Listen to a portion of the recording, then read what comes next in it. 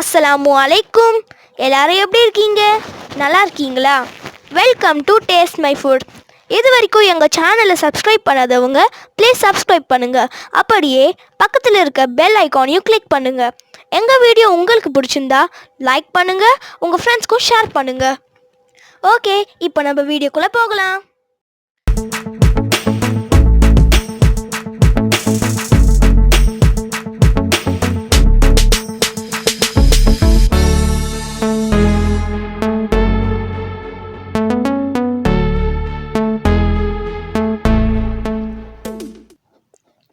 இன்றைக்கி நம்ம சேனலில் என்ன ரெசிபி பார்க்க போகிறோன்னா, ஈவினிங் டைமில் சாப்பிட்ற மாதிரி சூப்பரான ஒரு ஸ்நாக்ஸ் ரெசிபி தான். நார்மலாக நம்ம வாழைக்காவை வச்சு தான் பஜ்ஜி செஞ்சுருப்போம். பட் நாம் இன்றைக்கி வாழைப்பழத்தை வச்சு பஜ்ஜி செய்ய போகிறோம். இந்த ரெசிபியை பற்றி சொல்கிறதா இருந்தால் இது கேரளா ஸ்பெஷல். கேரளாவில் இதை பழம்பொரின்னு சொல்லுவாங்க. கேரளாவில் ரொம்ப ஃபேமஸான ஒரு ரெசிபி இது. சொல்லப்போனால் இதோட டேஸ்ட் வந்து ரொம்ப சூப்பராக இருக்கும். ஒரு தடவை நீங்களும் ட்ரை பண்ணி பாருங்கள். அவங்க செய்கிற அதே ஸ்டைலில் பர்ஃபெக்டாக எப்படி ப்ரிப்பேர் பண்ணுறதா இன்றைக்கி நம்ம வீடியோவில் பார்க்க போகிறோம். ஸோ இந்த வீடியோ கடைசி வரைக்கும் ஸ்கிப் பண்ணாமல் பாருங்கள். இப்போ நம்ம ப்ரிப்பரேஷனை ஸ்டார்ட் பண்ணலாம்.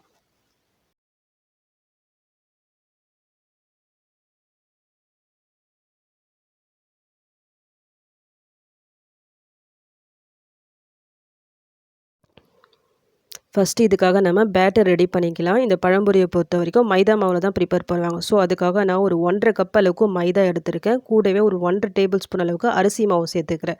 அரிசி மாவு பொறுத்த வரைக்கும் ரொம்ப ஓவராகவும் சேர்த்துடக்கூடாது, கம்மியாகவும் சேர்த்துடக்கூடாது. ஓவராக ஆகிடுச்சுன்னா ஹார்ட் ஆகிடும், கம்மியாகிடுச்சுன்னா கிறிஸ்பினஸ் அந்த அளவுக்கு இருக்காது. ஸோ 1½ கப்பு மாவுனா 1½ டேபிள் ஸ்பூன் அரிசி மாவு கரெக்டாக இருக்கும். கூடவே சுகர் சேர்த்துக்கலாம். ஒரு 2லேருந்து 3 டேபிள் ஸ்பூன் அளவுக்கு சுகர் உங்கள் ஸ்வீட்னஸ்க்கு ஏற்ற மாதிரி சேர்த்துக்குங்க. நான் 2 டேபிள் ஸ்பூன் அளவுக்குலாம் சேர்த்துருக்கேன். மைல்டாக தான் இருக்கும் இந்த ஸ்வீட்டு. கொஞ்சமாக சால்ட்டு போட்டுக்கிறேன். கொஞ்சமாக ஆப்ப சோடா இருக்குது பார்த்தீங்களா, இது ஆப்ஷனல் தான். இது போட்டால் நல்லா சாஃப்டாக வரும். இது வேணும்னா ஸ்கிப் பண்ணிவிடுங்க. கலருக்காக நான் கொஞ்சமாக மஞ்சள்தூள் சேர்க்குறேன். கூடவே ஒரு 1/4 ஸ்பூன் அளவுக்கு வாசனைக்காக ஏலக்காய் தூள் சேர்க்குறேன். இது எல்லாத்தையும் போட்டு ஜஸ்ட்டு ஒரு மிக்ஸ் பண்ணி விட்டுக்கலாம்.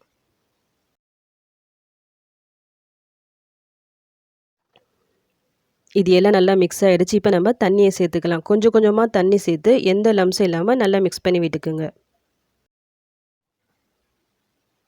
இந்த பேட்டரை பொறுத்த வரைக்கும் ஓவராக திக்காகவும் ஆகிடக்கூடாது, சேம் டைம் ரொம்ப தண்ணியாகவும் ஆகிடக்கூடாது. இடையில இருக்க மாதிரி பார்த்துக்குங்க. இதோட கன்சிஸ்டன்சி பாருங்கள், இந்த மாதிரி பார்த்துக்குங்க. அதுக்கேற்ற மாதிரி நீங்கள் தண்ணி சேர்த்துக்குங்க.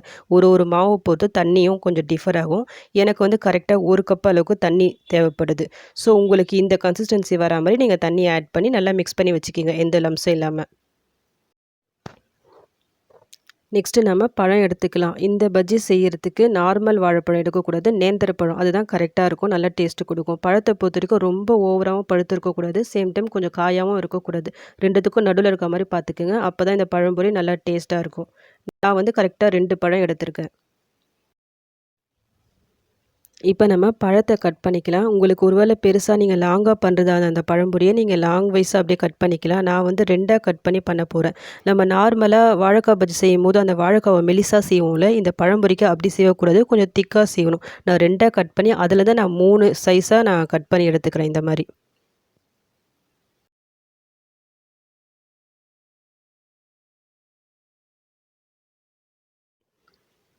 இப்போ நம்ம ஃப்ரை பண்ணி எடுத்துடலாம். இதுக்காக எண்ணெய் நான் வச்சுருக்கேன், நல்லா சூடாக இருக்குது. இப்போ இந்த பழத்துலேருந்து ஒரு பீஸ் எடுத்துகிட்டு இந்த மாதிரி நம்ம பஜ்ஜிக்கெலாம் டிப் பண்ணி எடுப்போம்ல, அதே மாதிரி டிப் பண்ணிவிட்டு இந்த எண்ணெயில் போட்டுடலாம். ஃப்ளேமை பொறுத்த வரைக்கும் ஹை ஃப்ளேமில் வச்சிடாதீங்க, தீஞ்சிடும் சீக்கிரமாக. மீடியம் ஃப்ளேமில் வச்சு ஃப்ரை பண்ணுங்கள்.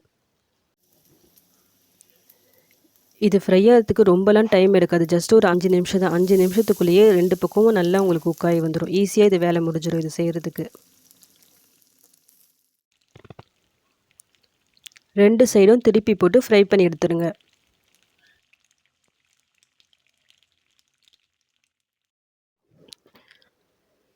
இப்போ பாருங்கள், இந்த 2 சைடும் நல்லா கலர் சேஞ்ச் ஆகிட்டு நல்லா ஃப்ரை ஆகிடுச்சு. இதை நம்ம வெளியே எடுத்துடலாம்.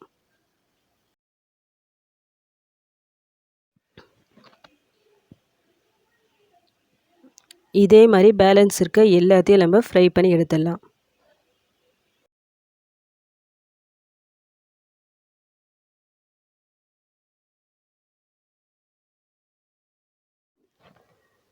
அவ்வளவுதான். இப்போ நம்மளுக்கு பழம்பொரி ரெடி ஆயிடுச்சு. இதோட டேஸ்ட்டை பத்தி சொல்றதா இருந்தா, இந்த வாழைக்காய் பஜ்ஜி, இந்த பழம்பொரி கிட்டத்தட்ட ஒரே ப்ராசஸ் தான். பட் வாழைக்காய் பஜ்ஜிய பொறுத்தவரைக்கும் காரமா இருக்கும். இது கொஞ்சம் ஸ்வீட்டா இருக்கும்.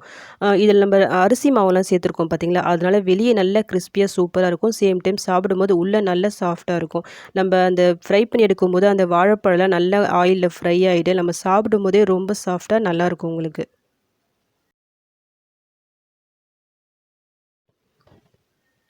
உங்க வீட்ல நேந்திர பழம் இருந்தா, ஒரு சேஞ்சுக்கு இந்த மாரி ட்ரை பண்ணி பாருங்க. சொல்லப்போனா நேந்திர பழம் பொறுத்தவரைக்கும் பசங்களுக்கு ரொம்ப நல்லது. அவங்க அப்படியே பழமா குடுத்தா அந்த அளவுக்குலாம் லைக் பண்ணி சாப்பிட மாட்டாங்க.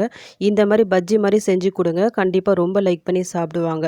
இது ஹெல்த்தியான ஒரு ரெசிபி கூட. ஒருவேளை உங்களுக்கு மைதா சேர்க்க விருப்பம் இல்லன்னா, அதுக்கு பதிலா நீங்க கோதுமை மாவு கூட சேர்த்து நீங்க ட்ரை பண்ணலாம். சேம் இதே ப்ராசஸ்ல ட்ரை பண்ணலாம். நல்லா தான் வரும் உங்களுக்கு. ட்ரை பண்ணி பார்த்துட்டு எப்படி வந்துச்சுன்னு எனக்கு கமெண்ட் பண்ணுங்க. இந்த வீடியோ உங்களுக்கு பிடிச்சிருந்தா ப்ளீஸ் ஒரு லைக் குடுங்க. எது பிடிச்சிருக்கோ எனக்கு கமெண்ட் பண்ணுங்க. எது பிடிக்கலனாலும் கமெண்ட் பண்ணுங்க. நெக்ஸ்ட் வீடியோல கரெக்ட் பண்ணிக்கிறேன். உங்களுக்கு ஏதாவது டிஃபரண்டான ஹெல்த்தியான ரெசிபீஸ் தேவைன்னா எனக்கு கமெண்ட் பண்ணுங்க. நான் நெக்ஸ்ட் வீடியோவா அப்லோட் பண்றேன்.